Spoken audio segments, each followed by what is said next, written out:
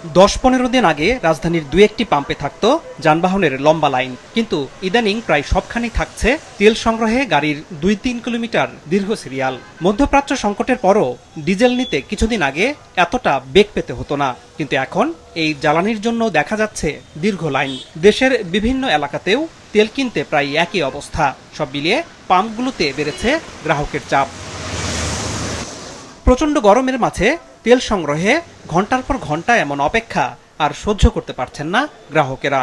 সরকার যদি এইদিকে একটু সুনজর না দেয়, আসলে এত ভোগান্তি, আসলে আমরা সকালবেলা নাস্তা খাইছি কিনা না খাইছি এটা তো কারো খোঁজ খবর নাই, কিছু নাই, কোনো দোকানপাটও নাই এইখানে। সরকার ঠিক কথা বলতেছে না, ওদের তো কথা আছে মুখে বলে দিচ্ছে, কিন্তু আমরা তো পাচ্ছি না। কালকে রাত্রে 10টা থেকে আজকে বই রয়েছি, আজকে তার টিপ মারা সম্ভব না। রাত্রে কি আবার গিয়ে মারতে পারবো? এ তো না, এভাবে লস, মালিকের লস। আগে ট্রিপ দেখেছে আপনার দৈনিক মারতে পারতাম, ঠিক আছে, এখন মাঝে মাঝে গ্যাপ যায় খালি তেলের কারণে। এই লাইনে বসে থাকতে হয়। কালকে আইসা আপনার দেখা গেছে 12টা বাজে বসছি, আইসা কালকে পরের দিন 12টায় তেল পাইছি।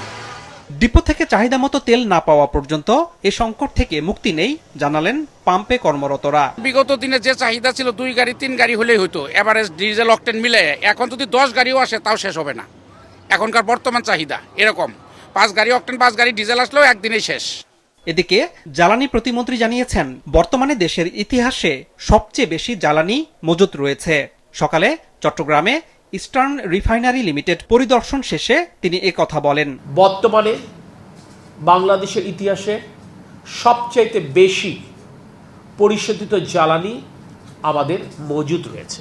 এপ্রিল এবং মে মাসে যেটি জ্বালানি চাহিদা সেটি পূরণের পূর্ণ সক্ষমতা বাংলাদেশ সরকারের রয়েছে।